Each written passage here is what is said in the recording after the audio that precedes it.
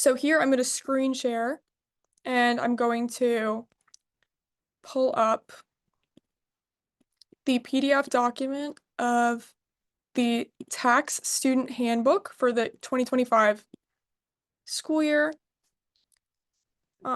If someone could verify that this is able to be seen, um, is everybody able to see it?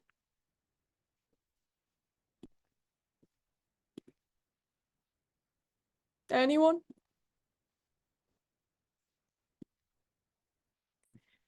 Then I'm going to assume that you guys can see it. Please let me know.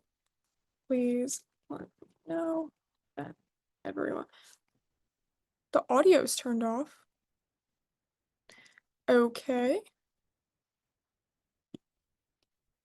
Can anyone hear me now?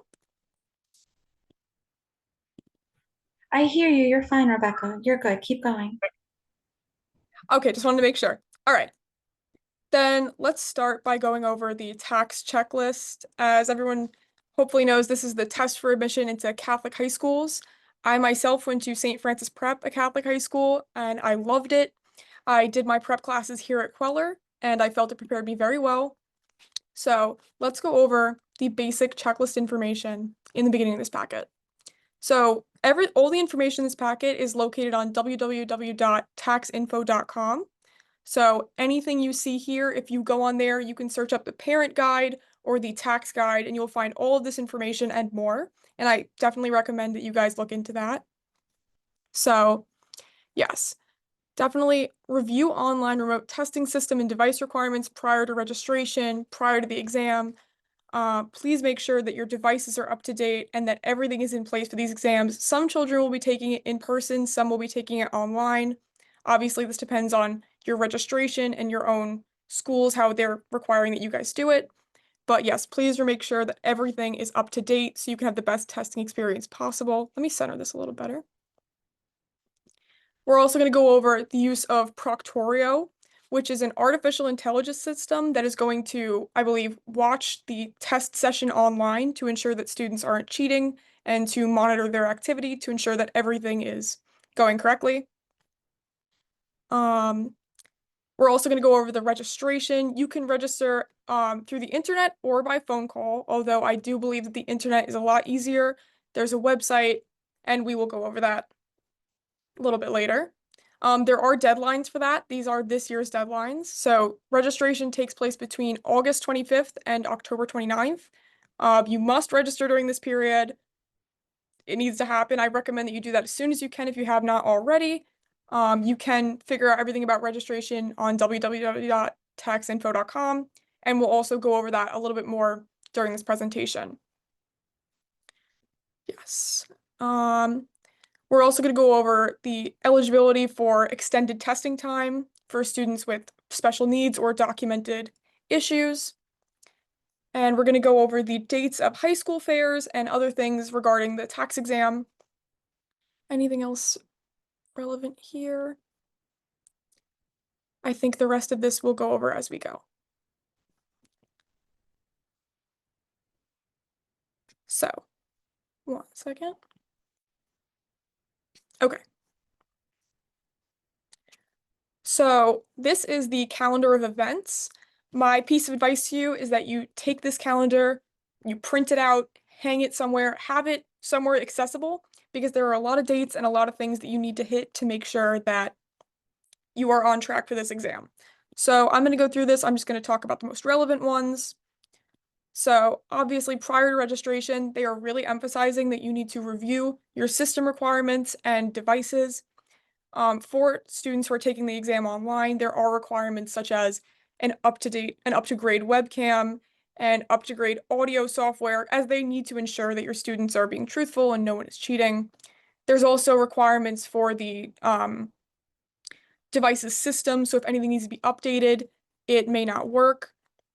Just things to review. There is a guide in here that you can use. It'll guide you step by step. And also on the TACS website, there is a parent guide that will also guide you through that. Again, August 25th is when registration opened, and I really recommend you get on that as soon as you can. That is just a very easy thing you can get out of the way, ensure that you are ready. So additionally, between August 25th to November 8th, and you need to be registered to do this, you will enter your high school choices at the TACS website. Your choices must be entered, and any changes must be made before November 9th at 11:59 p.m. Failure to do this means that the high schools that you have selected or the high schools that you have listed will not get your scores, which is necessary for admission. So I definitely recommend that this is something you get on as soon as you can. So October 3rd is the deadline for submitting requests and documentation for extended testing time.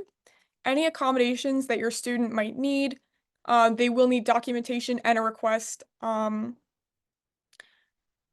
Yeah, they will need documentation and a request. I recommend that you have that as soon as you can because there is an approval process. So definitely get that in timely. Yes, and as I said, October 29th is the deadline for registration. Do not miss this deadline. It is essential to taking the exam. After this registration deadline closes, you're going to get an email with your session's date, time, and code. This is the testing session online. These are randomly assigned at either 8:30 a.m. or 10 a.m. You can also, again, find that on TACS. And paper notifications will not be sent. If you are taking the exam on paper, I believe you will be able to speak to an administrator or have that settled. This is primarily for online testing, as most people are doing this year. So yes, and also the Archdiocese, Diocese of Brooklyn and Queens, and the Diocese of Rockville Center all have different dates regarding this. So definitely look into your area and what dates are relevant for you. And December 10th is the paper tax exam for public school students. And that is that. So, second. A little bit of a time skip now in January. January 14th, 2026 is the earliest release of admission notices by high schools. For me personally, it was emailed. I believe it will be emailed. And yes, if it's Archdiocese of New York, it could be January 21st. Again, it depends on where you're from, which dates are relevant to you. You'll also be able to access these scores on taxinfo.com, as with everything else. Okay. So let's take a look at some important facts regarding the exam. So the test for admission into Catholic high schools will test 8th grade students who are interested in attending a Catholic high school beginning in September 2026. In order to be admitted into Catholic high schools, the students must take an admissions examination in November 2025. The results from that examination, along with school records and other information, are then sent to the high school principals to assist them in making admissions decisions.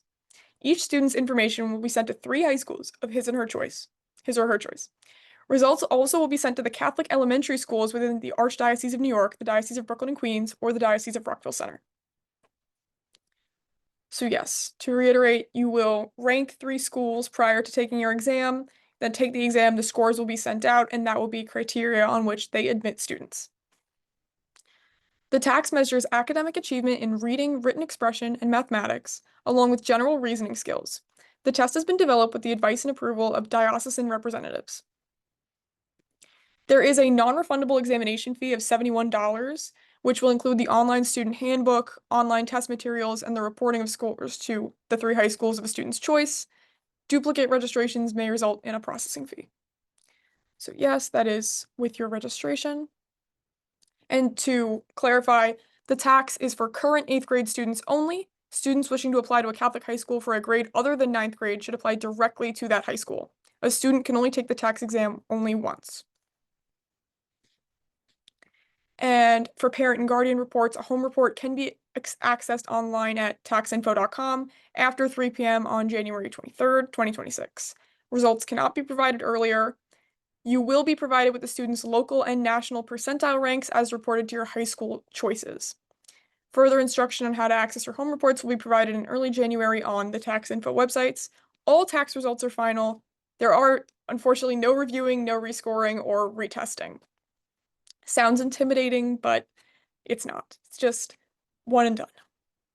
So yeah, as I said earlier as well, for any special test accommodations, the only accommodation allowed will be extended testing time, so you get the full time and an extra half. There is an eligibility form and further instructions. It's on page 5 of this handbook. You can also access it online. All you have to search is TACS student accommodations and you'll find it. This does require documentation, and if it is not approved for extended testing time, they can either take the exam or get a refund and not take the exam, but I recommend you take the exam. And furthermore, just to keep going over registration. So yeah, these are the two methods of registration. The internet is obviously preferred, but you can do it over the phone if you would like to do it that way. Registration window is already open and it's closing October 29th. October 29th. You go to taxinfo.com, click on the registration link. You make a credit card payment for the $71 fee, and then you get immediate confirmation. If you do it on the phone, I believe it's the same situation. The phone numbers are displayed right there, and as well as their availability. So that is also an option. Okay. And then moving forward, yes, this is an example of what the eligibility for extra time form looks like. And this is about the system requirements for the online tax exam. So let me go over this. This is a little confusing, and I do recommend that you really look into and establish early what device this exam is being taken on, where the student is taking this exam. My biggest piece of advice when taking this exam is to be in a clear environment, no distractions, no other electronic devices in the room, nothing with words, just the device you're taking the exam on and nothing else. But yeah, so I definitely recommend establishing far in advance the device this is going to be taken on to ensure that it can run this exam and has all the required safeguards to ensure that the student is not cheating. So obviously this is available in this guidebook and it's also available in the parent guide, but I'll just go over it briefly. They definitely want to make sure you have the current version of whatever software you'll be running this on. I believe it's only Google Chrome. I don't think it's running on Safari. So make sure the device has Chrome available. It also, you are required to have the Proctorio Chrome extension, which will monitor the student's activity on the screen and be recorded to ensure that no one is cheating. Additionally, it says JavaScript must be enabled. There's a minimum screen resolution, although I doubt that's a concern. I think most devices can fit that standard, but it's always worth double checking. And yes, depending on the device you're using it on and their operating system, like Chromebook is separate from Mac, separate from Windows, just ensure that you have everything set up and that your student has everything ready to take the exam. And I definitely think that setting it up in advance is a good idea, as in the separate parent guidebook, it does say that setting it up the day of is probably not enough time, and it may not allow the student to start on time if there are any errors. Additionally, ensure that you have high-speed internet.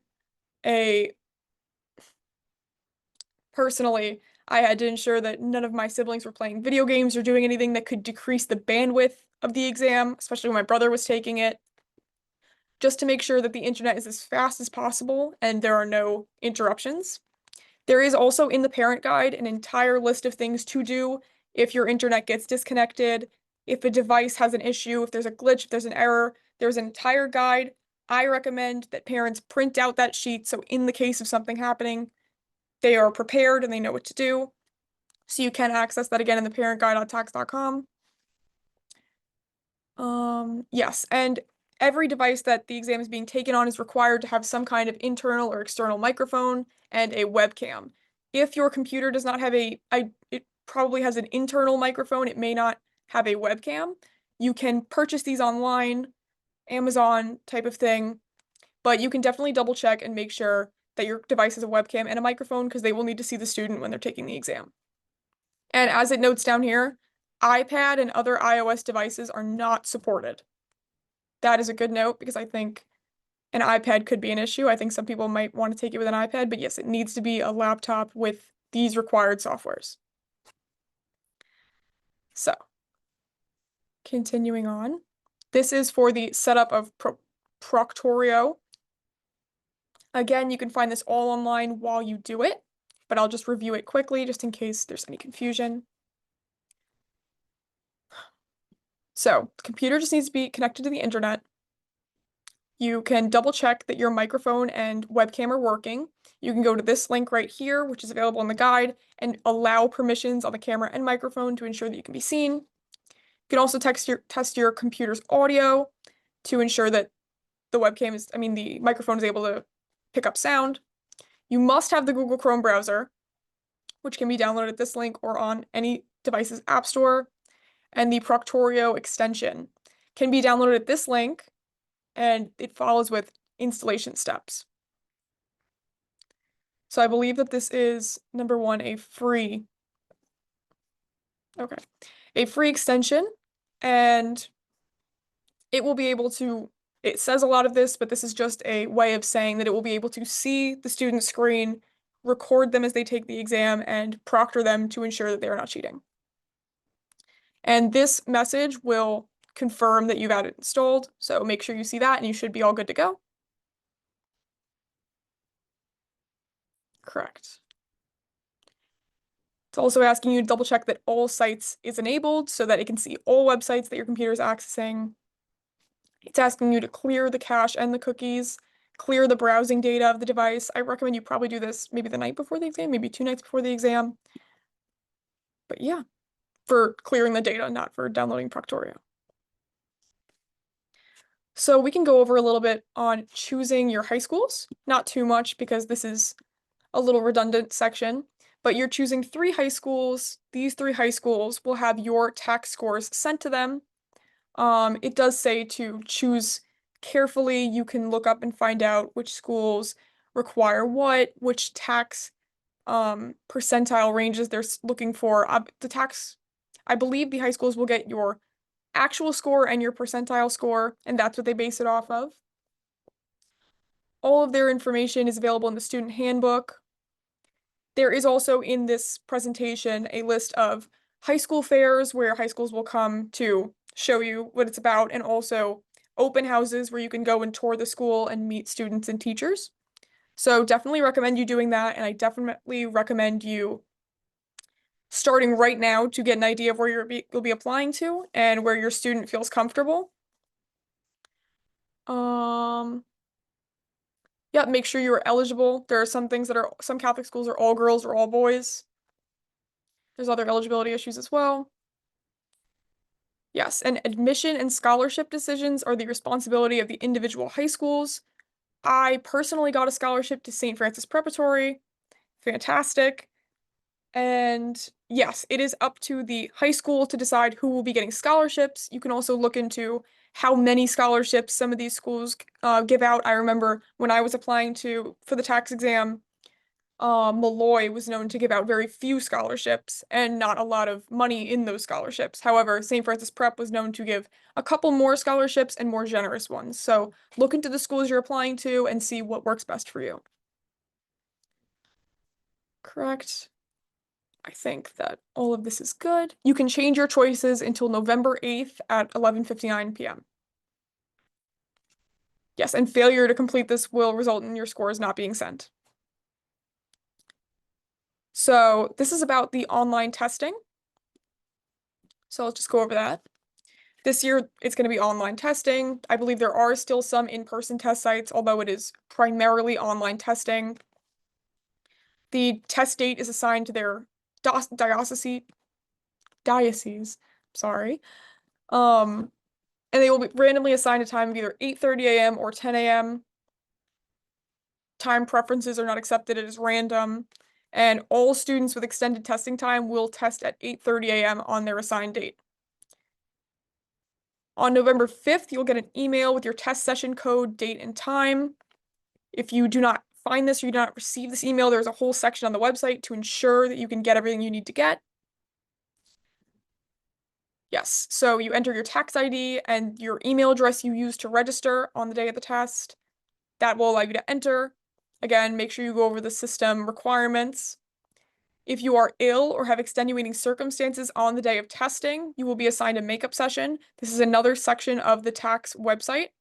You could literally go to the top screen, right side, and it's Find My Makeup Session, and it will help you there. Yes, your original test session code will not work for the makeup exam in this case. And again, if there's technical issues or potential lost time and you submitted a query, basically you can reach out and say there was an error, there was a glitch, my Wi-Fi went out, this, and this happened. You can submit a query. They have a recording of your screen, so they know that it wasn't working or something stopped working. You can also get a makeup exam to rectify this. And there are a lot of phone numbers that are on standby. My brother personally, he just took this online exam. I have family friends who've taken this online exam. They did not experience any errors. They did not experience any errors, no difficulties, no glitches. We just ensured that they were the only person on the Wi-Fi network at the time of the exam. We made sure far in advance that their computer could handle everything, and it went off scot-free. So definitely think about that. Keep that in mind for the day of testing. So this is about the applicant records. And this is a little, again, specific to your diocese. So for students in Catholic elementary in Archdiocese of New York, the Diocese of Brooklyn Queens, or the Diocese of Rockville Center, your tax applicant record is available to your elementary school through the internet once you've registered. The last day to complete this applicant record will be December 9th, 2025 at 5 p.m. Your principal, elementary school teacher, or counselor must complete the tax applicant record. Beginning December 10th, your 3 Catholic high school choices will be able to access your completed applicant record through the internet. So yes, your principal, elementary school teacher, or counselor must complete the tax applicant record. However, if you are attending a public, private, or non-diocese school, parents are requested to complete Section A of the tax applicant record. It's on page 12 of its handbook. You can also look it up on the tax website, which is then submitted to the student's 8th grade teacher, counselor, or principal, who then completes the remaining 3 sections. It can be photocopied. There's an editable version of the form that can be downloaded on taxinfo.com. Upon completion, a school official will make 3 copies of the form and mail them to the high schools indicated. This form must be received by the designated high schools by December 10th, 2025. Failure to return this form to the high schools may prevent you from being considered for admission into the high schools to which you are applying. To assist the admissions process, it is important that high schools receive the final grades pertaining to grade 6 and grade 7, the first quarter or trimester grades for grade 8, standardized testing results if taken, and conduct, effort, and attendance records. So yes. And as a note, by registering for the tax exam, you can consent to the release of your child's student records. If additional information is needed, you may call the high schools directly. And do not return the applicant record to the tax exam office. Ask a school official to send it to your child's 3 high school choices. So that part's a little confusing. But if you have any questions, I will answer them at the end, of course. Or feel free to send them in the chat and I'll address them right now.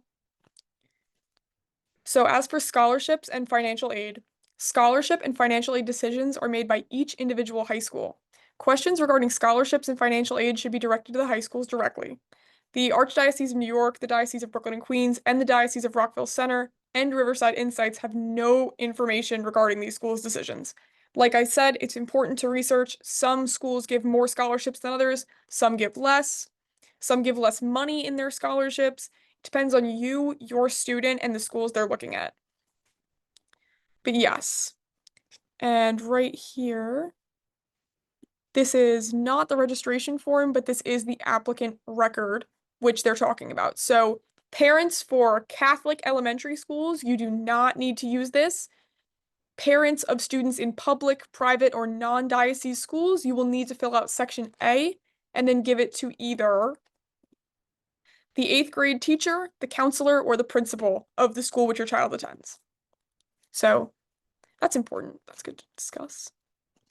Now, as for high school fairs, and expos, these are great. I went to a lot when I was in my application process, and I really feel like it helped me get a great idea of what my options were and made me feel very confident in my choices.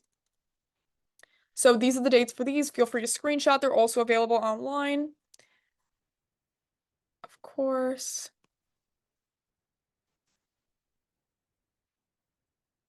And then if you scroll, they also have, I believe, borough-specific schedules, which can also be found online. And I believe these are, yes, I believe these are the days of open houses for specific high schools in these boroughs. We've got the Bronx schools, Manhattan schools, Staten Island, upstate high schools, and then Brooklyn and Queens. Oh, Brooklyn and Westchester. I guess Queens is on the next page. Yes, it is. Queens and Queens continued. There is a lot of them in Queens, yeah. But yeah, these have the dates. It has a lot more. It also has their tuition listed here, their approximate admissions out of how many things they get, their programs, their missions. This is great stuff to look into. It's a little wordy to show your students, but it's definitely, as a parent, something you want to be reading. You want to know what schools your child is looking into and what they stand for. I would like to note, however, that just because these are Catholic high schools does not mean they are Catholic specific. I know a wide variety of people from many religions who have went here, many different systems of belief, and Catholic high schools do not really emphasize Catholicism as much as they do a well-rounded education. These religion classes are about 40 minutes, some not even every day of the week, and it mainly discusses religions of the world, religion in relation to history. For St. Francis Preparatory, I can say that a lot of them were just straight up theology or interpersonal um, communication. It becomes a little more holistic than just actual religion. So I hope that anyone looking who may not be Catholic knows that this is not like a strictly religious thing. But continuing on. Okay, and we also have the Rockville Center Schools, my apologies. And over here, I think, is an overview of the school codes. I believe when you list your three high schools, they're also going to ask you for the code of the schools that you're looking at, which you can see is in this column. So, for example, if I was, okay, they really just don't want to show me Queens. Yeah, I guess they don't. Yeah, here we go. If I was going to Queens and I wanted to put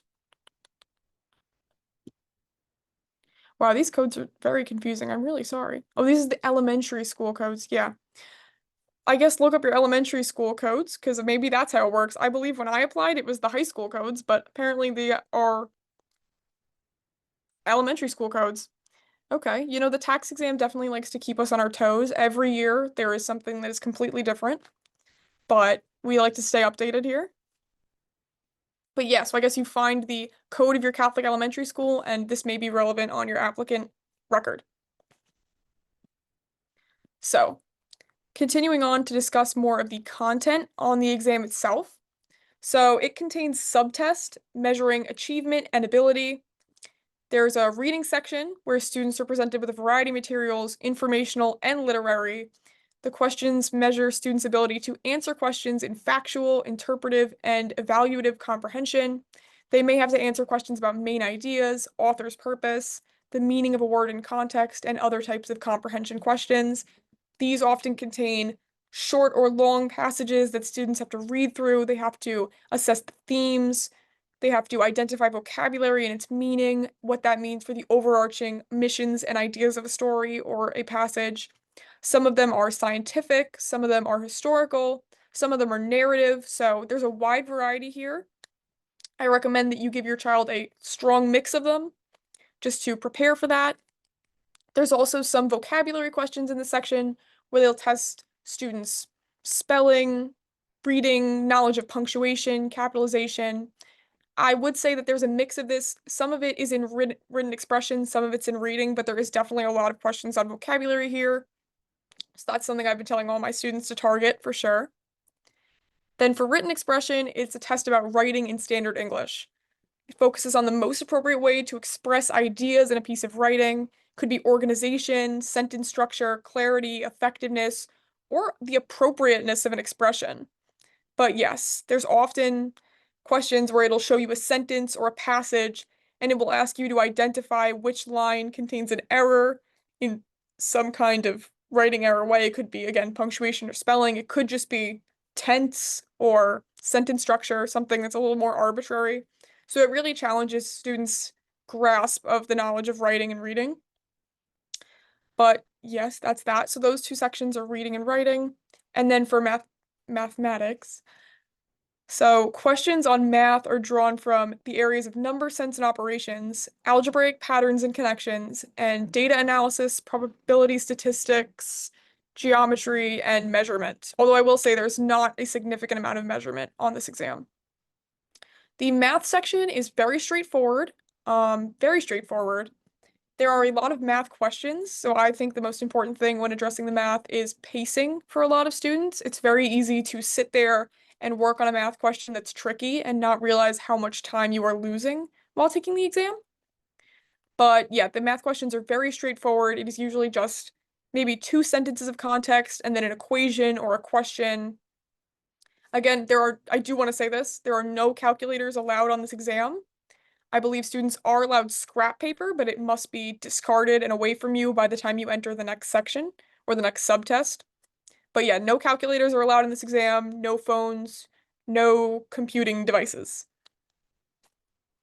And then lastly, the ability section, which I think confuses a lot of parents and students at first. And this is a section on reasoning abilities. It says it's grounded in biological processes. It's primarily pattern recognition. A lot of pattern recognition using physical patterns like squiggles or lines, shapes. Basically, it is identifying what comes next in a sequence. And I'm going to show some example questions at the end, so I will make sure I'll probably do ability first, because I think that's the one people are the most curious about. But yeah, it uses spatial reasoning, this is not a challenging section, but it's something that you definitely need to review to understand what they're asking you first. I think once students figure out what the questions typically ask, they improve drastically. So now we'll go over some tips on taking the test. When preparing for the test, like I just said, skills such as pacing and strategic answering can help you become a better test taker.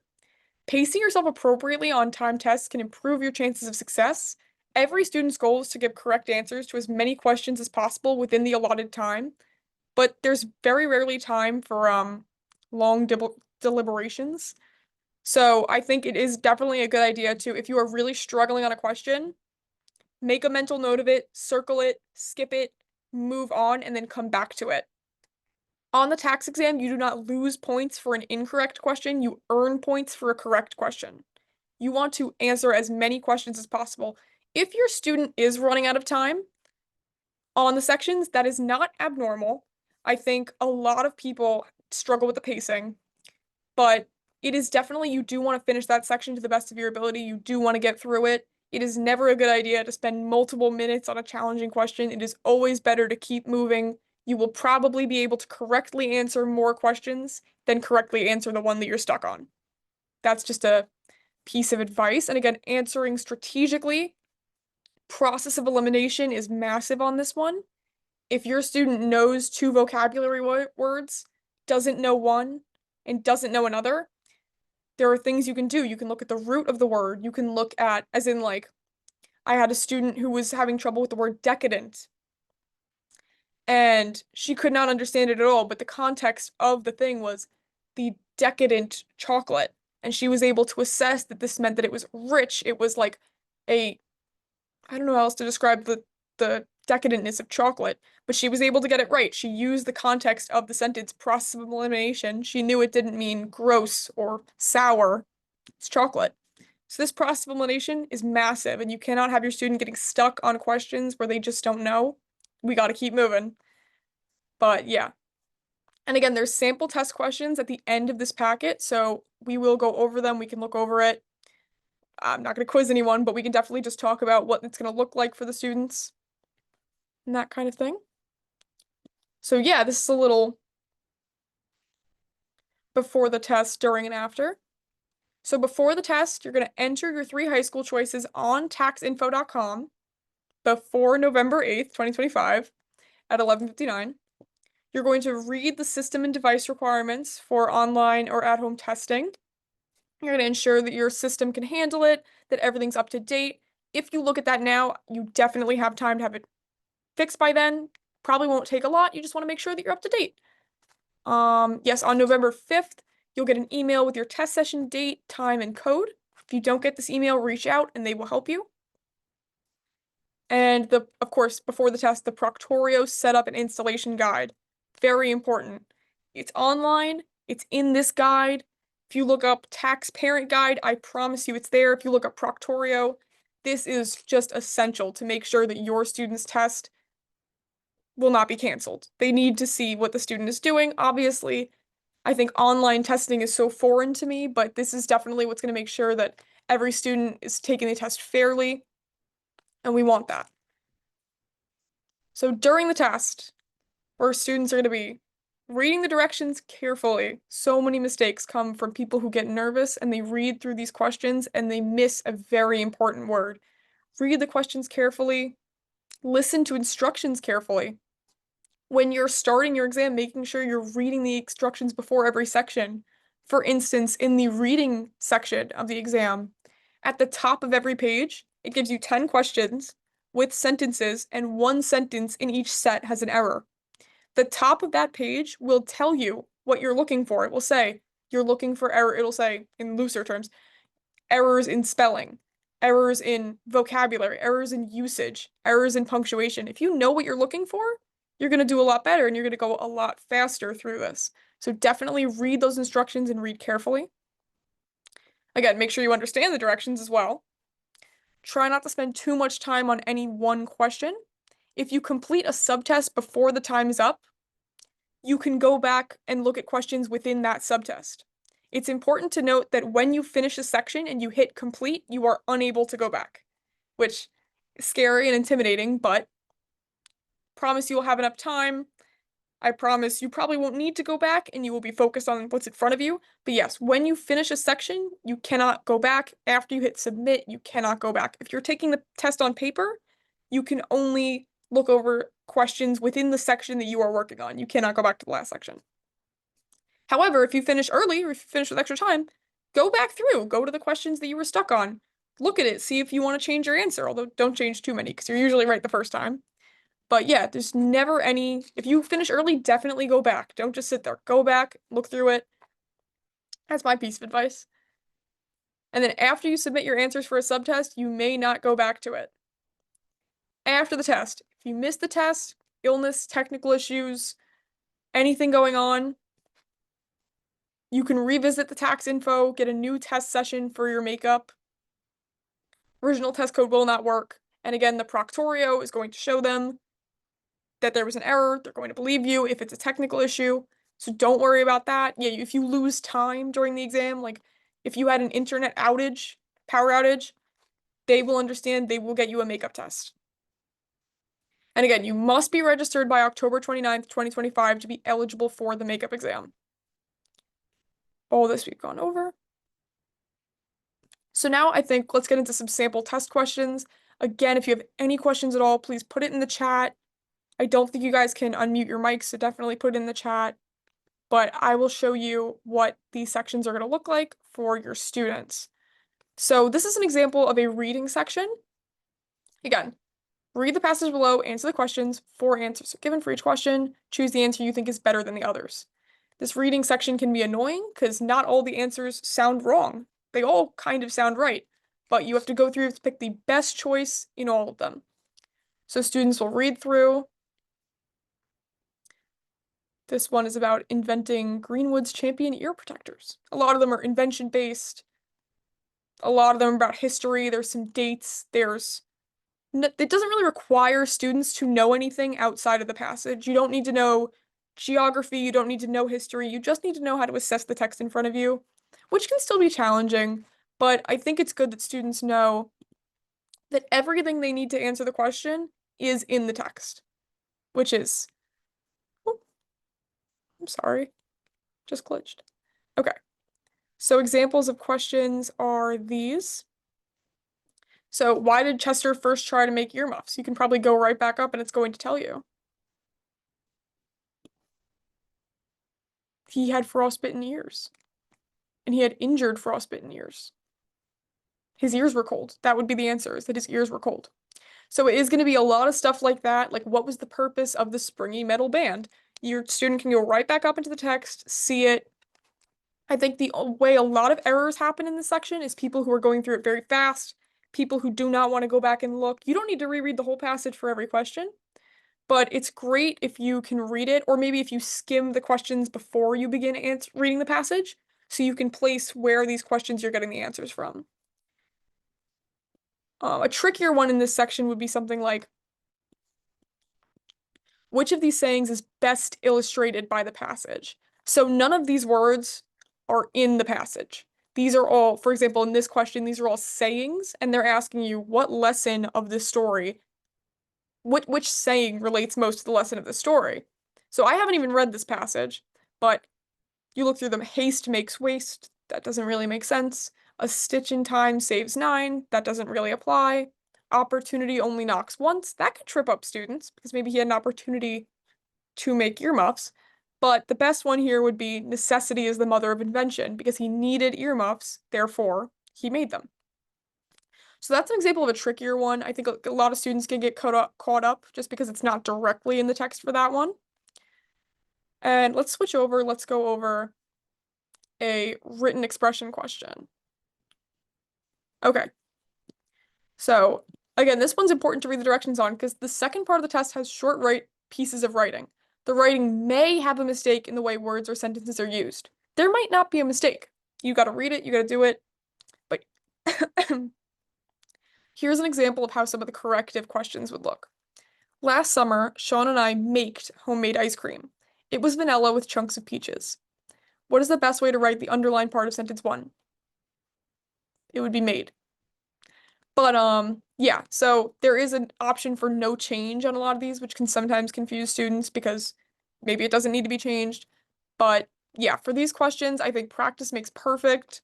I would just keep doing them, keep going over them. They'll start to recognize the patterns, they'll start to recognize how to connect the tense. Absolutely. Or this is another common one where the students are asked to choose, although it is a little more complex wording than these questions, I will admit that. It like choose the best concluding sentence to finish off this story. And it would be probably we each ate a scoop. Although the answer choices are usually longer and a little more detailed, so students do usually have to read through them and really look at the wording to make choices. So looking at math, this is a better example. This is a great example of what math will look like. What number comes before 72 and after 70? Four answer choices. They can have scrap paper to do these sections, although it is important to look at if you're taking online or the in-person, what the rules are for that. I believe you can have scrap paper, but it needs to be discarded before you start another section because obviously they don't want you keeping answers. They don't want anything that could allude to cheating, and you don't want anything that would allude to cheating because none of our students are cheating. But yes. So for this one, it would be 71. This is another one where they are providing you with what this length is. This is 1 unit. So students would have to measure the distance around the shaded figure. Doesn't really require a lot of formulas. Some questions you may need a formula for, but largely you won't, and it is usually ones that the student would already know. But yes, this is how it would look. There would be a lot more of these questions, which can be time consuming, especially for students who aren't fantastic at math or doing it quickly. Number one thing to practice in math is pacing and making sure that the student understands that if they don't get it, they should move forward. They're not doing something wrong by skipping a question. You should move forward because you do not want to waste time on a question that you may never figure out. Pacing is key in the math section. But yeah, these are great examples of what these will look like. This is a good probability one as well. When a cube with sides numbered 1 through 6 is rolled one time, what is the probability of rolling a 4 or greater? So that would be a 4, 5, or a 6. So that would be 1/2. 1/2. It's almost got me. No, I'm kidding. Yeah, and 6 out of 20 seats are empty. What percentage of the seats are empty? That's another one. There's a lot of percentages, fractions, converting fractions and percentages into decimals and doing multiplication or addition with that. So yeah, definitely reviewing the math topics. I think this whole test is review, and the more your student reviews, the better they'll do. There are smaller things to learn like pacing and again, the ability, which we're about to look at. But yes, I think that the more you review, the better you will do on this exam. So here it's called figure matrices, although I do believe they also have ability, yeah. Um, these are sections of the ability. This figure matrice, I'm so sorry, I don't know how to say that. Figure matrices, and the ones following. So we'll go over these. I actually am going to explain these because these are a little confusing at first when you look at it.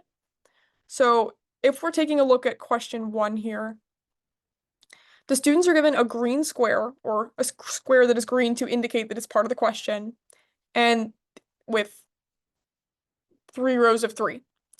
So typically it goes from left to right, as in this one to this one, that a second row is this one to this one, and then this one to this one. So the pattern in this one is that it's adding triangles. It's adding triangles, and you look at it where it's adding them. This one is adding going this direction, so the next one would be there. Same thing here. So for this question, if I'm looking at only this bottom row right here, I'm seeing that it's adding them, and I would say that it would be B. Additionally, if you look down, this would indicate that this one should be a completed shape. This is a trickier one. So for this one, we have a circle with lines inside, with a smaller circle inside with no lines. Then we have the inside circle with no outside striped circle. And then we have just the striped circle. In the second column, we have the triangle with the stripes, with a smaller triangle inside. Then we have the inside triangle. Then we have the outside triangle. So in this third column, where we're going to pick the third answer, we have a square with stripes, with the inside not striped square. Second, we have the inside square. So third, as the pattern follows, is going to be the outside striped square. So it would be answer choice L in this context. Anybody have any questions on that? We're going to go over a little more on ability just because this is a very tricky section for some students. And it is something that I feel like when you review, you will get the hang of pretty fast. But yeah, if you have any questions, please feel free. This is the infamous paper folding section, which the TACHS is known for, because it is a little, does seem a little ridiculous, but it really does challenge students, and it is a great way of testing their mental abilities, honestly, because to be able to fold a piece of paper in your head and predict or know where the holes will be, it is challenging, and some students struggle with it more than others. There really aren't a lot of methods to this section, but yeah, so in this question, just practice is perfect. But in this question, we see a piece of paper with a black arrow indicating that it's been folded over. So in the second part, they're folding it over further to ensure that students know that it's being folded. And then these white circles are indicative of a hole punch. So this paper, if I'm using a paper next to me, for example, has been taken like this, folded in half, and they have punched 2 holes, one here and one here. So what they are trying to ask the students is that when they, oh, I'm sorry, I have a chat. I didn't see it. Yes, of course I can. I think, can you do it with the scrap paper provided? I was going to say, I can do it with the scrap paper provided. Technically, I do not think a student would get in trouble for doing it with scrap paper. I do think that you would not finish the section. I do think that's the real issue because number one, you don't have a hole punch. And students would definitely try to, like, if I really do try here, I could poke a hole through this piece of paper. But to do that with every question, first of all, you're gonna have too many holes at a certain point. I think that there aren't a ton of questions on this. Maybe at max it's like 5 from what I've seen from practice exams. But yeah, it's really just it does become another kind of pattern recognition for students. I think that they do start to get a hang on it. So if anybody's nervous, practice is perfect. There's a lot of this available online. But yeah, so this would be as if I took this piece of paper, fold it in half, and made the 2 holes here. So all they want to know is that when they want to know what the paper looks like unfolded, meaning there would be a hole here, here, here, and here, because a hole punch goes through the folded paper. So the correct answer for this one would be A. In this example, and again, this is another reason why you can kind of see how it would be incredibly difficult for students to replicate this on the exam. Also, if it's in person or online, they may see that as a distraction. Personally, I don't know anyone who's tried that. I think that's something that Should definitely look up, but in my honest opinion, I do not think the student would have enough time to finish the section if they were physically doing the paper folding. This one shows a diagonal fold, two diagonal folds, and then a hole punch, which is incredibly tricky, actually. So you're folding it over once, then you're folding it over again, punching a hole. I'm going to be very embarrassed if I get that wrong. I think it would be L. I believe it would be L, just because there's multiple layers, but it is tricky. It honestly is. I do feel that this one is a little more challenging than the average paper folding. I think they're just trying to show how it can be, but usually it's not, there's no diagonals, maybe one in a question set. But yeah, this is an example of how it is difficult. And also you do not have a hole punch, so it is hard. But I completely understand you asking that because I think that's everyone's first thought. I know it's my first thought. Because it is hard to picture it in your head and to actually make sure you're getting that right. But I do think students will get used to it and they will be able to do it. A lot of the students I'm working with had trouble at first and they did figure it out. Oh, it might be K. I'm not gonna lie. I'm really sorry if I got that wrong. It might be K. It actually, yeah, I think it is K. The HSBT exam. So I'm not particularly versed in the HSBT exam. I'm a tax tutor because I took the tax exam and it's what I'm familiar with. I know that some of the practice exams that we have go over both HSBT and tax content. I am not sure about that personally. Um, that is definitely something you could find out on our website. I believe they have a section for the HSBT, but yeah, I think that my personal tax tutoring, I just go over English, I go over math, the students, we target whatever they specifically need. We take intake exams to see where they're at, and then we work with them on their weaknesses to make them strengths, and we keep going with their strengths to make them even stronger. So for HSBT, I would not personally teach that because I've never taken it, but having taken the tax exam, I teach that. So you can definitely look on Queller's website and see what we have for the HSBT exam. And it definitely probably is K. I apologize. I have had a lot of private sessions today, and I didn't do a lot of paper folding today. But okay. And then another example is figure classification. This is personally my favorite. There's usually a rule that all the shapes follow. So everything on the left of this line is part of the sequence in the exam question. Everything else is an option that they can choose. For question 5, it's different size ovals. The rule is that they're all ovals. And as you can see, there's no other oval here, so it's safe to say that the answer choice is A. If there was another oval, perhaps like an oval with stripes, that would not be correct because these are all plain, clear, no pattern ovals. This is another example. This one's tricky. So for this one, I believe that these are all, I'm going to call them smiley faces just because they kind of look like smiley faces. And I believe the key is that they're all smiling because every shape on the left side is either going like this or this or this. And if you look at the rest of them, there's only one other one that does that. This one is two straight lines. Choice L is almost frowning, M is frowning, and N is not following that pattern. So in this situation, it would be choice K. Sorry, I'm just seeing the message in the chat. Can I request?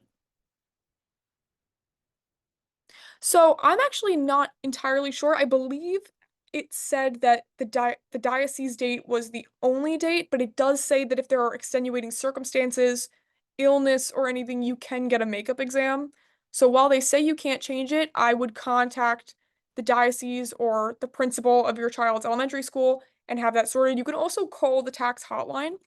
They did say that there are no date changes, like there's no preferences, you can't request it, but they do also say that there are makeup tests.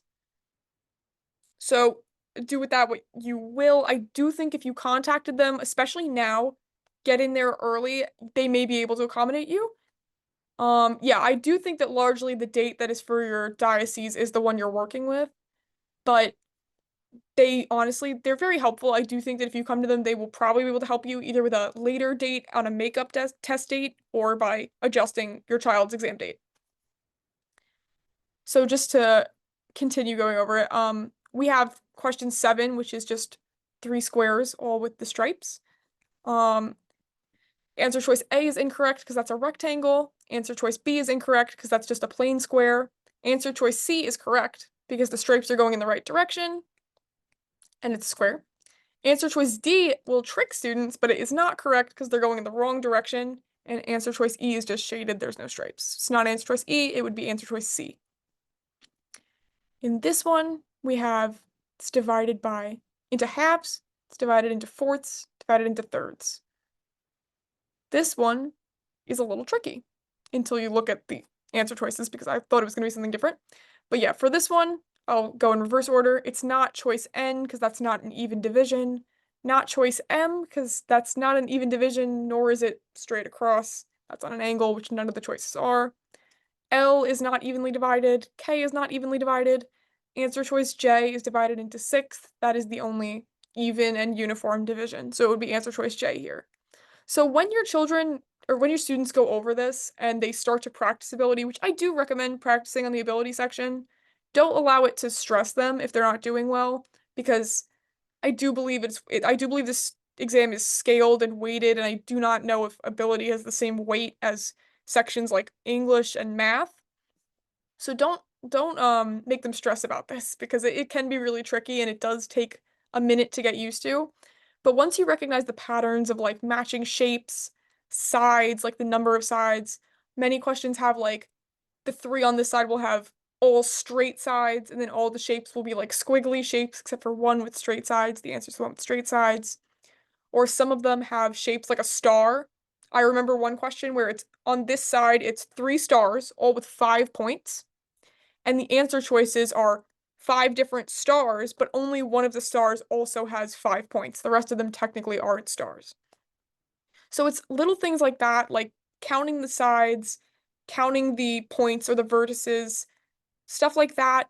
And I do think that they will start to recognize the patterns. It'll become very simple. Like again, like the diagonal stripes going in that direction, and they're all squares. That is a great one. So yeah, these are the answers. Well, let's find out what it was. Paper folding. Yeah, it was K. I'm so sorry. I can't believe I got that wrong. Oh my gosh. Like embarrassed, but no. So yes, those are the answers. I do believe that's all for this presentation. If anybody has any general test questions, I am more than happy to answer them. If you guys would like some tips, any advice, any questions about Queller and our services, I can definitely answer. I think I'll stay on this page. Oh, we have a question. Can this Zoom be... So I believe it's being recorded, and I do think it's being recorded, I hope. If it isn't, there is a video on the Queller website from, I believe, maybe a year ago, maybe 2 years ago, of another employee who's a tax tutor who went through this whole thing. And it may not be the online version, so that I really do hope they upload this one because this is a little more helpful. But I do believe this is being recorded and will be posted. If it isn't, I would be happy to record it again and have them post it if that's something people are interested in. I could definitely make that happen. Review all the questions. Yeah, I can do that. I'll go over the questions loosely. I didn't really go into detail with them while I was here. I kind of just gave an overview of what they're going to look like and what the students will be seeing. So, for example, this is what the reading section will look like. There's a short passage. This is a shorter passage compared to some of them. Some of them are longer. And you get maybe 4 to 8 questions based on the passage. Very practical stuff, like if this is about a child who, actually, yeah, a teenager who makes and creates earmuffs. And the first question, why did he try to make earmuffs? The answer's right there. It talks about he suffered from frostbitten ears and he didn't like wool scarves, so he needed something else. His ears were cold. That's the answer. His ears were cold. A trickier question in the reading section is which of the sayings is best illustrated by this passage, where the student would have to read through the passage, understand the theme of the passage, and then relate that to one of the answer choices, this one being one about invention. So just really briefly, because I do have questions to answer, this is the writing one where you fix some sentences and you correct them to what is grammatically correct. in punctuation. For example, this should be made and not maked, and that's what students would have to change. This is the math section. Just honestly, it is very basic math for their age. I think if your student is struggling with them, practice is perfect. That's all you can do. Some of them are number line stuff for visualizing, like what comes before 72 and after 70, that would be 71. In ones with this figure, like it has a metric for going through the thing, like it shows you that this line stands for 1 unit, it wants you to count them. A lot of them provide stuff like how many quarts are in a gallon or how many cups are in a pint or how many ounces are in whatever. They do clarify that a lot, so you don't really have to have that memorized. Although it's never a bad idea because they do ask about measurements sometimes. And then these are figure matrices. So sorry, the ability section, where they have questions like this, where students use their practical reasoning to work through and select the correct answer. We were just going over these. For example, you're classifying figures and identifying which one would come next in that group or that sequence. So for this one, the rule is that they all have to be ovals. It would be this one. Or in this one, the rule is that they all have to be smiley faces, pointing upwards with their mouth, and it would be K because the rest of them are frowning. You can definitely find more about these questions for all the sections on the Queller YouTube channel, where I know for a fact we have a video about the ability section and we may have content on the rest of them. As for the questions in chat, what are the top 3 Catholic high schools in Queens? This is a great question. So, for me personally, as someone who went to Catholic high school, my immediate answers are Archbishop Malloy and St. Francis Prep. I think that those are the strongest and most well-rounded schools for children. I think that personally at St. Francis Prep, I had a fantastic experience. They helped me every year, every step of the way, and helped me get into fantastic colleges. I have many friends who went to Ivy Leagues, who I personally took full advantage of the AP course curriculum. I felt we have very strong APs, and also a lot of different ways of exploring your interests while staying academically on track. For instance, in college, my major is behavioral neuroscience. And while at prep, I was actually able to take forensics classes, AP bio, chemistry honors, a bunch of classes that were tuned to my interest in college. And I was kind of able to feel out what I wanted to do for my further education. I think prep is fantastic at helping kids prepare for their further education a little more than other schools. On the other hand, my brother goes to Malloy. He goes to Archbishop Malloy High School and he loves it. And I have to say that the courses are challenging, but he's learning, definitely learning. There's a wide variety of extracurriculars. They have fantastic sports. If you have a kid in sports, I believe Malloy baseball is unreal as well as their basketball. Malloy's another one that's very well-rounded, lots of music, lots of art, but also very strong academics. I would say that St. Francis Prep and Malloy are on the top for me. I think McClancy is another good one. I'm not necessarily confident that McClancy is as strong as some of the Manhattan schools or some of the other Queen schools. I know St. John's Prep has been doing a massive amount of work for their school, and I think that their curriculum has been getting even stronger. I know a number of people who go to Holy Cross.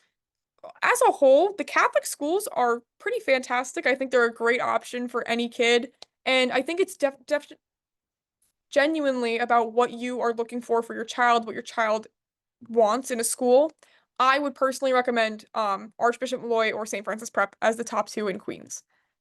Um, as for the recording, I believe that a recording was started when I joined, and if that recording was happening and it is recorded, then it will probably be posted on YouTube and maybe sent out in an email, but if anything, it will be posted on YouTube. If it was not recorded, I will record a video going back through this, probably shorter than an hour, but I will record a video happily going back through all this so you guys can come back to this video as a reference point. I could totally do that. So if this wasn't recorded, I can record one and it might be out by like next week. Maybe probably sooner. If well, I will contact my boss and see if there's a recording of this. And if it isn't, it will be on YouTube. Now, does Francis Prep have a larger school with a larger class? St. Francis Prep is the largest Catholic high school. With that being said, I do feel like they are very in tune with their students. a great sense of school spirit. The counselors are very personal with the students. Your counselor knows you. Your counselor will say hi to you in the hallway. They are talking to you about college starting sophomore year. They start talking to you about college. Your counselors and your teachers know you. It may seem intimidating for being such a big school, and I will say that if you have a child who's a little more timid, a little more in their shell, or doesn't really like to be in larger social situations, I think Archbishop Malloy is a better choice. My brother is a little more introverted than me, and he is thriving at Malloy. It's a smaller school, much smaller grades, much more intimate classes, and I think that he is thriving for it. Me personally, I wanted a big school. I'm very extroverted, and I found that St. Francis Prep just fostered that in me and very personal with the academics. Every teacher, my math teachers knew my strengths and weaknesses, even though I was only like 1 in 30 kids in the class, constantly coming up to me, constantly saying hi. And yes, my college advisor, Miss Robin Armand, fantastic, met with me maybe once every 2 weeks just to go over my thoughts, my feelings on college, to give me more recommendations of where to apply to and where to tour. St. Francis Prep is a fantastic choice, as well as Malloy, and as well as so many other private Catholic schools. I can only really speak on what I know. But yeah, a lot of them very strong, definitely prep in Malloy. I know for girls, I know Dominican Academy is fantastic, although that is in Manhattan. I know that there's a lot of other great schools in Manhattan. There's more great schools in Queens. But yeah, I definitely can mainly speak on Prep and Malloy and McClancy. McClancy doesn't have as strong of a reputation as Malloy and Prep and Xavier Cathedral Dominican Academy, but it is still a really good school. And I would say I know a lot of people there who McClancy really helped them. They got very strong academics. They came out very well-rounded, lots of band, lots of acting, lots of expression in that sense. They really helped the kids, and all of them wound up going to great colleges. So honestly, I think any Catholic high school is a pretty solid choice. But definitely look into them. Go to the high school fairs if you have time. There's online tours for a lot of these. I know for St. Francis Prep, they have student interviews. There's a big student body that runs the social media. We have a lot of stuff there if you want to go look at it, and so does Malloy.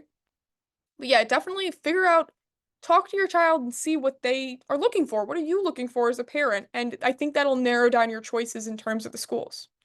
So, can definitely say that. Does anybody else have any more questions? I'm really happy to answer. I can also give some tips, or if anybody has any questions about the test format, the online format, really happy to. I'll probably give it like 1 or 2 more minutes. Maybe I'll talk about some tips, just waiting to see if anyone else has a question. I wanted to say things I took note of when I watched a very long video about the tax exam to make sure I was knowledgeable for this, just to make sure to stay updated. But there are breaks on the exam if anybody had a question about that. On the online exam, it gives students an option to take a break. Personal recommendation that students do not leave the room. I recommend that you don't. I recommend that your student goes to the bathroom beforehand. If there's a medical issue, that's a different story. I recommend that they stay in the room. It's just good to stay in the testing environment, no distractions, no interactions with other people. Technically, the student's not supposed to speak to anyone during the exam. So I recommend you just stay there. If you take a break, maybe close your eyes, maybe take a breath. I believe they still can have snacks and drinks, although I think they have to be in a clear Ziploc bag just to make sure there's no labels or anything that could have writing on it. Students may be asked to use the computer's webcam to show the desk that they're working at. So again, I'll emphasize like distraction-free environment is so important and a clear space is so important, both for the students' mental space while they're taking the exam to make sure nothing's distracting, nothing is affecting their test taking, and also because we don't want any voided exams, we don't want any issues there, and there won't be, but it's just important to make sure you have a clear space, no electronics in the room, no phone in the room, no calculator. But yes, that's all very true. And I will also say, as a parent, something to prepare for is the doorbell might ring, or somebody might start calling, or something loud. It's okay. It's okay. Just make sure that the student is locked in, nobody's talking to the student. Nothing is going off in the background. Nobody's walking into the room because reminder, they can see the student's webcam. They'll be seeing them just like you can see me right now while they're taking the exam.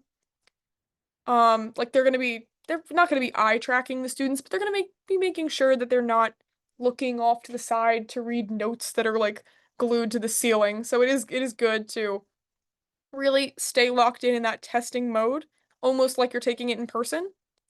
And maybe don't take it in a bedroom or something where the student might be relaxed and maybe not in a testing mode. I don't think I'd give it my all if I was in my bedroom.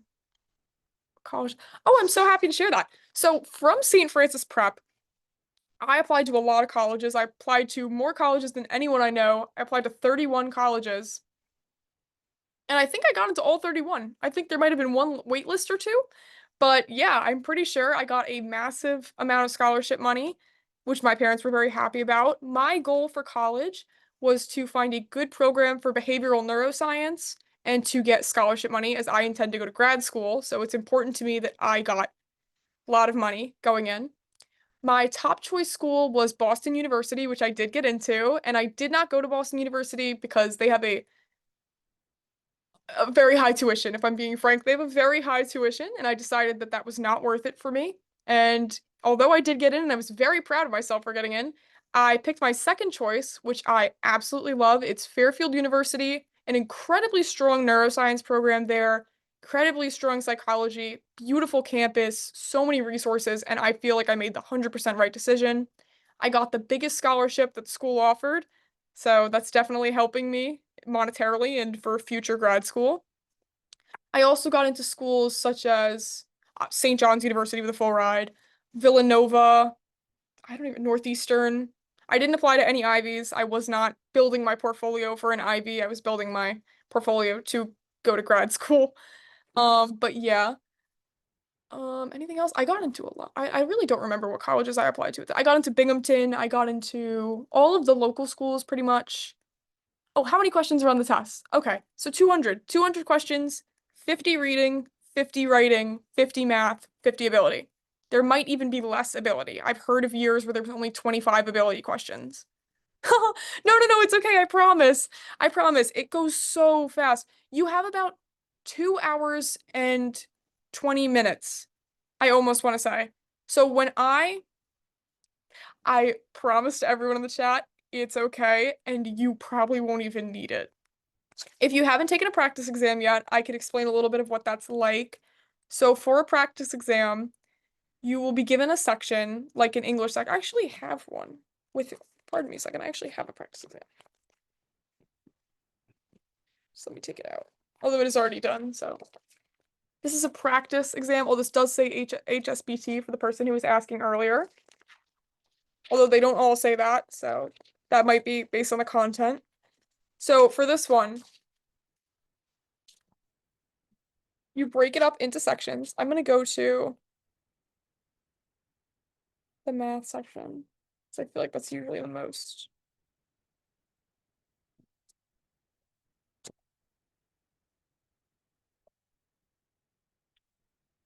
So you have a series of, okay, don't blur it.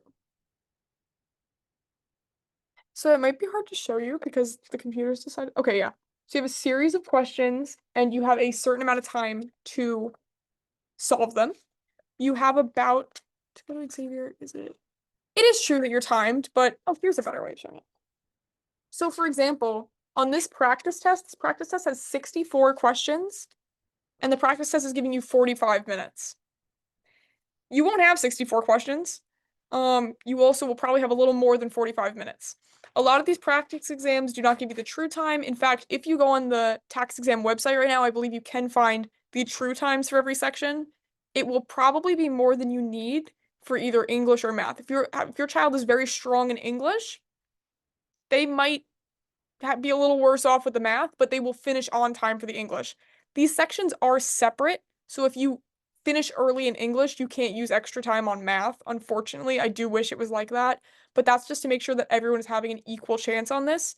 To go to Xavier, so I don't actually personally don't know that, and I'm really sorry. I did not apply to boys' schools because I wasn't able to, but I do not I think they accept the tax exam. Please double check me on that. I do not want to mess you up, but I do believe they accept the tax exam. My close friend Matthew went to Xavier and he absolutely loved it.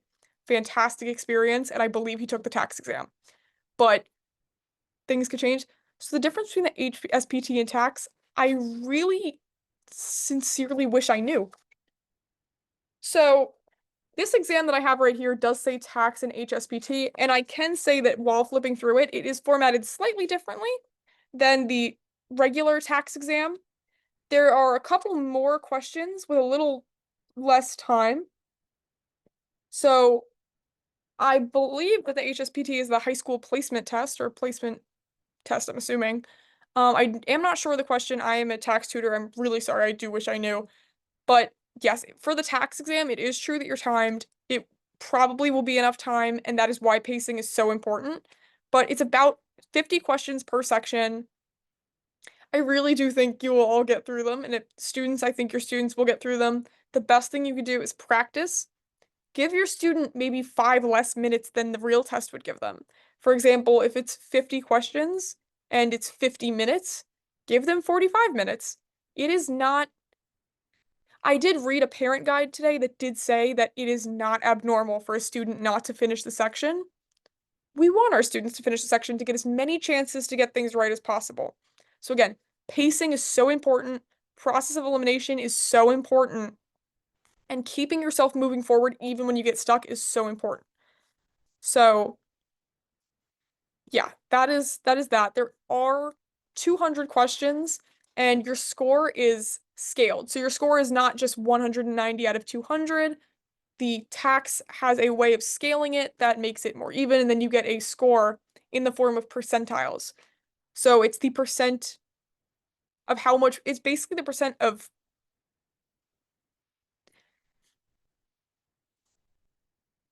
the higher the percent, the better you did, is my way of phrasing it. So if you got a 99% local score, there's two scores, there's the local and the national. If you got a 99% local score, you did better than 99% of elementary school students in your local area. So that's what that would mean.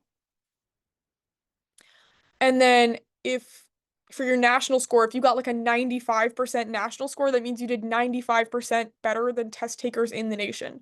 So when I took the tax exam, that's what I got back. I never saw my scaled score. I didn't really need to. That's actually exactly what I got. So that's that. Um, okay. So yeah, I do think that it is 200 questions, but I promise it sounds so much more intimidating than it is. And if you really look up a practice exam, do it on a day where you really have time to do the whole thing in one piece. I don't recommend breaking it up into sections. If you had this exam and you really spent the full 2 hours and 20 minutes taking it, I think you will see that you can do it, especially if you prop up a timer. I think a great way to do it is to have a timer that's counting down.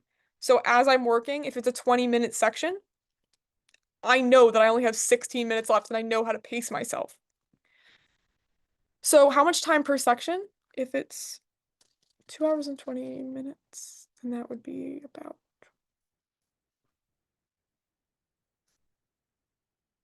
I believe it's about 65 minutes a section.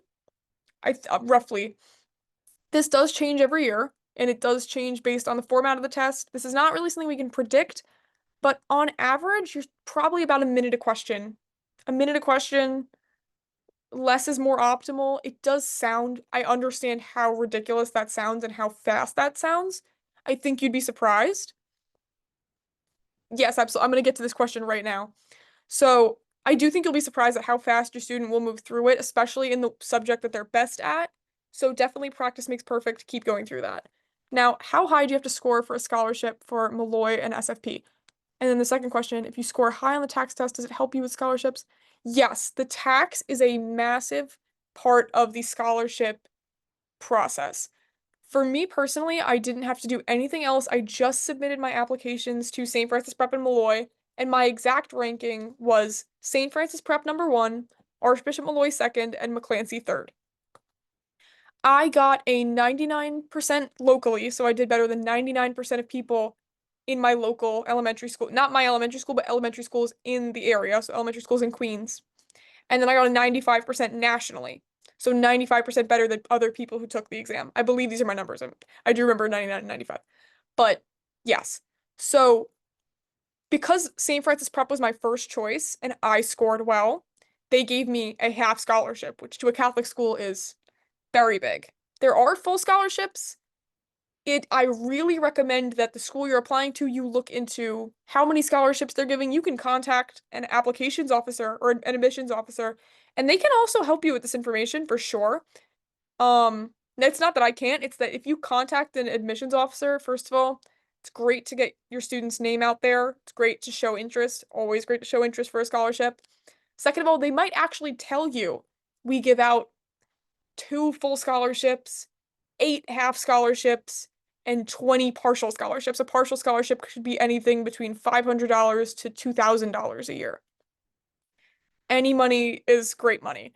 But yes, for me, I believe for St. Francis Prep, you needed to have a 99 locally and a 99 nationally to get a full scholarship. And I don't know anyone who had one.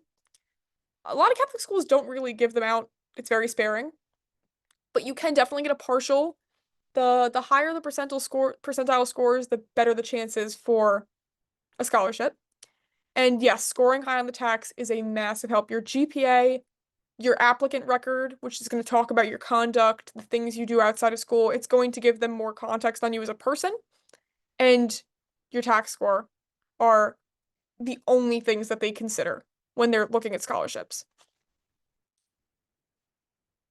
Yes, 100%. I went to Queller for TACS and SHSAT prep. I took the TACS exam and the SHSAT exam, and I got into Bronx Science, but I did not want to go because the commute was difficult for me, so I decided not to go.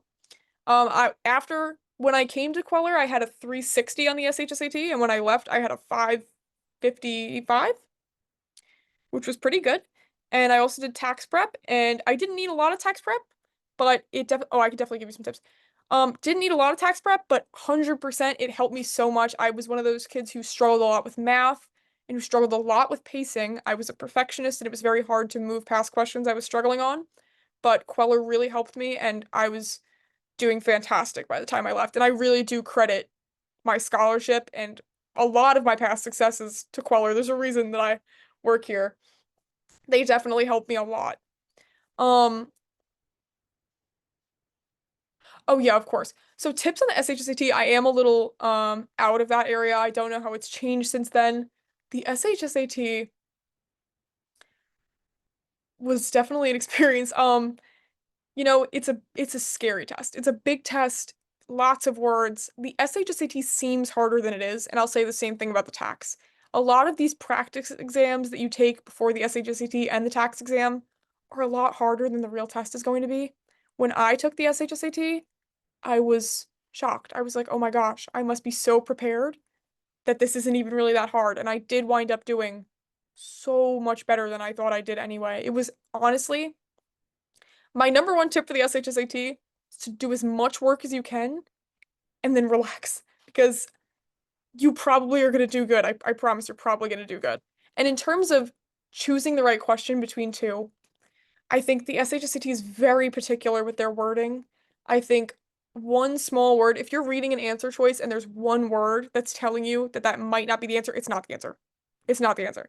If there is something that is definite, if it says like seagulls are always flying, but you think to yourself like seagulls, they can also stand. They're not always flying. It's not the answer. These this SHSAT's biggest issue is wording and tricks with wording. They really want to confuse you. The practice tests from the years are the actual ones, yes, but there are also other practice exams that are not released by the SHSAT because only so many exams are released every year. And I'm sure, as you know, that the SHSAT has multiple tests, so every student isn't getting the same test. They do this to ensure there's no cheating. So the student next to you when you're taking the exam does not have the same test as you. So the SHSAT releases these tests, but there are also people who make tests. For Queller personally, I know our tests are a little more challenging than the official SHSAT exams. The tests that we make for the SHSAT, we are trying to challenge students as much as we can and really target the harder parts of that exam. So the practice tests from the SHSAT website and that archive are 100% how it is, but it does change every year. And practice tests developed by people outside of the SHSAT organization are typically harder than the actual exam. So that's what I'd say about that. Yes, I believe there are old tax tests available for practice. There's not that many, and I actually can't guarantee that anymore because I did hear something about last year that the tax was going to start recycling questions or they'd start bringing back questions that they had asked on an exam a while ago. And I don't know if that may have affected the tax archive. If there aren't old tax exams online, Queller has a lot of them. There are a lot online. There are free tax exams. The SHSAT, there is definitely an archive. The tax exams, if that's not available, you can get practice tests for sure. I actually think that's the best way to study is to just sit down for the full length of the exam and to do a practice test. If your child even does one a week, they're going to start seeing it. If you do a practice test one day and review it the next, that's even more helpful because now your child isn't burnt out, but you can still review it and they can see where they made mistakes the day before. So I can't guarantee that there's actual official practice tests out there, but there are a lot of good practice tests that might be even more challenging than the actual exam, which will just help prepare your child even better. Do we have any more questions? Anything else?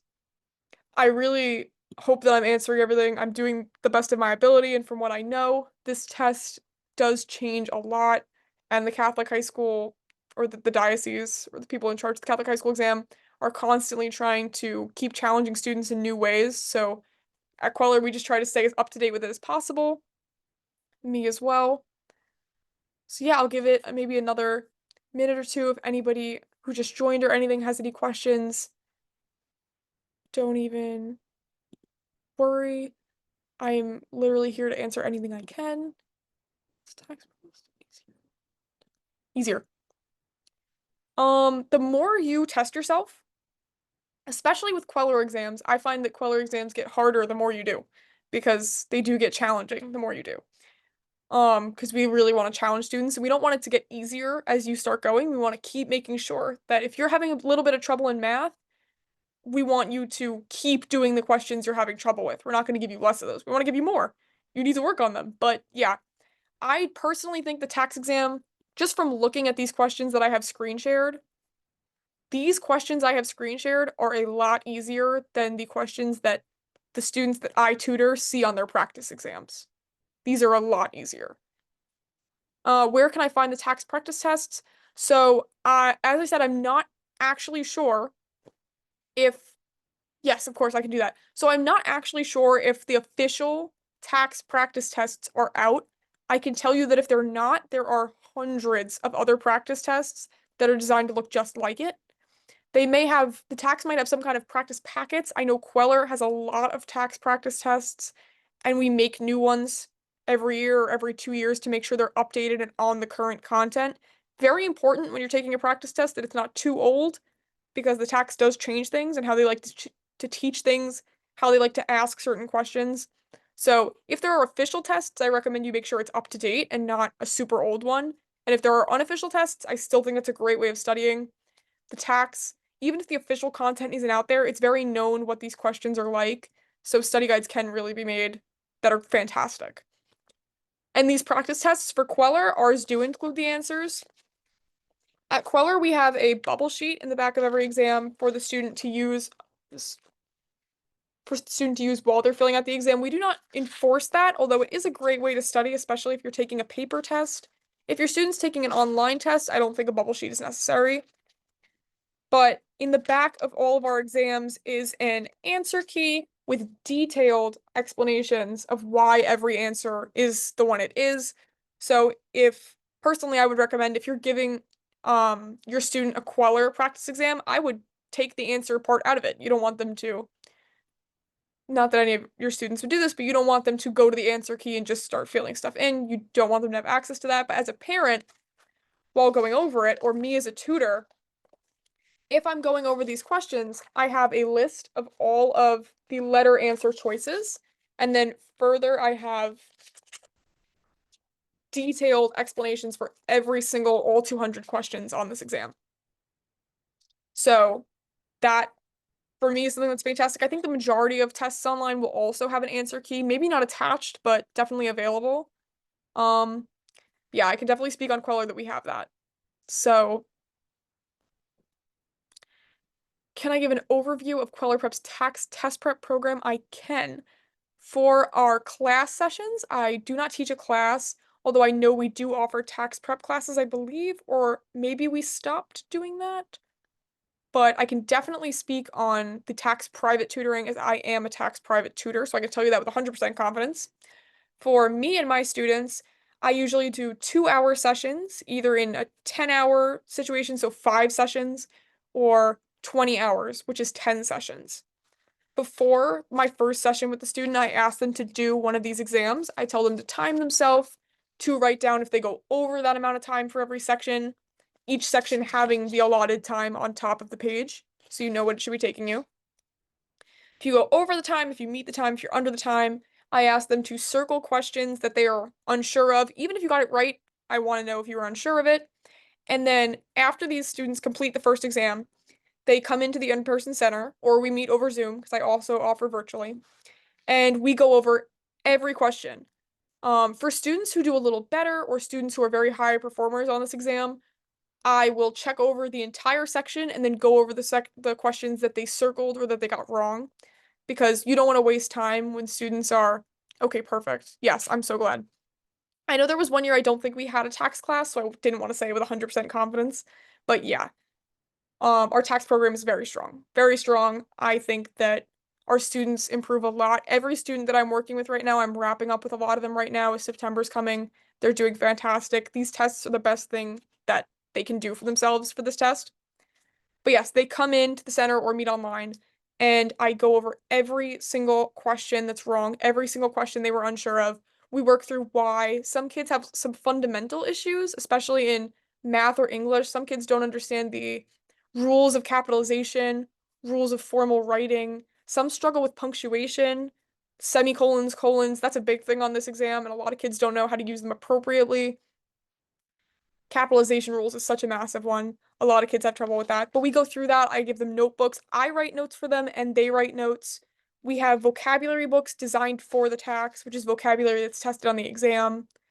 For math, we drill them to ensure, well, drill sounds a little aggressive, but we time them and have them do 20 questions to ensure that their pace is good, that they're moving appropriately, and that they're not getting stuck on any questions. We also break down like the fundamentals of the math to make sure they understand everything there. For the ability section, we deal with that as students need. Some students have a lot more trouble with ability than others, which is totally okay because we can definitely teach ability. Um, but some of my students I don't go over the ability with at all because they get 100% on it every time. Some of my students do not understand the ability at all, and I sit with them, we work through it. I explain to them, and I mark up the paper with highlighters, pens, whatever helps that student the most, and we break down why each answer choice is wrong, why each answer choice is right, how it relates to the sequence or the group. And I really do think it sounds so simple, but just doing this once or twice a week for 2 hours, 1 hour, whatever works best for your student, really helps them in any context. If you go through Queller, if you go outside of Queller, the best thing you could do is to take these practice exams. Does anybody have any other questions? I am gonna have to end soon because I am like severely over, but I really don't mind. I'm really glad that I got to answer questions and show you guys this. So I'm gonna give it 1 or 2 more minutes if there's any last minute questions.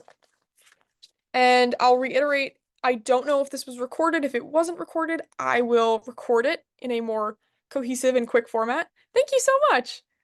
In a more cohesive and like quick format where I will ask Queller to post it on YouTube. And if they did record it, then they will probably post that on their own. And if they didn't, then I will say that people were asking for it and I will record it in my spare time. Although I am moving into college this week, so if it's delayed, I'm sorry. But okay, if no one else is asking anything, I'll give it just 1 more second. Thank you so much. Yes, I enjoy doing this. It's very nice and it's fun. I'm just glad I don't have to take the test myself. But okay, then I think I'm gonna wrap up here. And thank you all so much for joining. If you have any questions about the tax exam, please reach out to Queller. My boss's emails and phone numbers are on our website everywhere, so you can definitely find it. Um, this is a great center. I really recommend you bringing your kids here for test prep, especially for the tax exam. We have a lot of